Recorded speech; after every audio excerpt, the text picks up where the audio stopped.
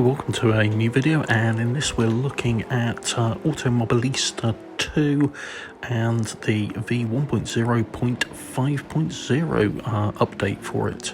Now, the main headline for this is it's brought a shitload of new cars. So the GT3 series, we've got Merc AMG GT3, Porsche 911 GT3R, and the McLaren 720S GT3.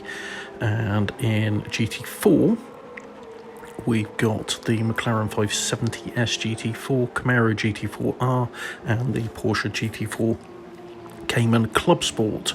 Also been added is the 2020 Porsche Carrera Cup Brazil, which has got the Porsche GT3 Cup in 3.8 and 4 litre variants, which is an excellent bunch of cars to add in. As well as this, they've added in the Nürburgring. Now at the moment it's the GP GT, which is called Vidal, and Sprint layouts, and they're providing that free at the present moment because the Nordschleife and the 24-hour layout aren't quite ready. They'll apparently be released later on this week, and I'll be coming back to look at that, particularly the Nordschleife, when that's released as well.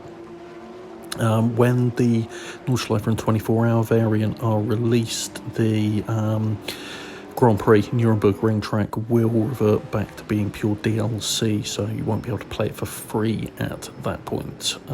There's also a shed load of other changes that have been added, and I'll pop a link to this down below so that you can take a look at those in detail if you want.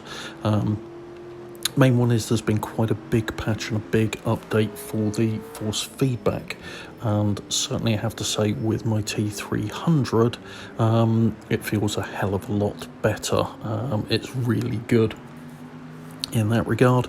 You've now got the ability to adjust damping in game via the force feedback menu rather than hacking it via the setup config file.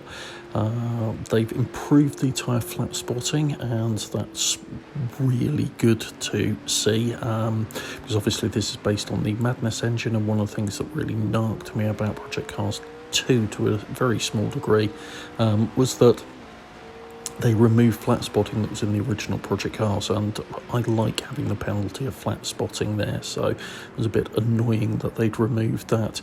And there's just a lot of general improvements around the force feedback that mean it's a lot more easy to see things like oversteer and understeer through the actual force feedback, and a lot more stuff like that.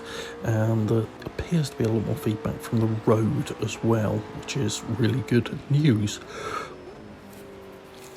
So overall, what do I think of this update and what it's done to Automobilista 2?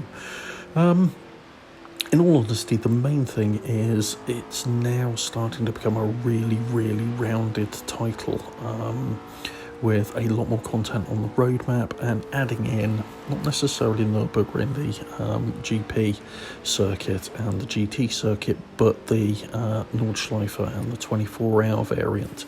This is the kind of thing that draws people into a game, having this in there. Now, yes, it is DLC, but at the end of the day, this is a big draw. And it's a big improvement with the force feedback. And to be honest, this for me is the start of what I would consider Project Cars 3, the real Project Cars 3, not the thing that was released, which is sort of enjoyable in its own right, but wasn't really in any way, shape or form a successor to Project Cars or Project Cars 2, and that's what we've got now with Automobilista 2. This is starting to genuinely become the successor to Project Cars 2 and become a Project Cars 3 in that regard. It's got that sandpit environment, it's got a load of tracks in there now. Obviously, it doesn't really have a career mode of any sort in there. It's just got 3 championships that you can run through, but the career mode is on the roadmap. And yeah, for me, it's a big step in the right direction. Automobilista 2 now looks really good. It always has looked pretty good, but it's now got the force feedback, and the physics to match that.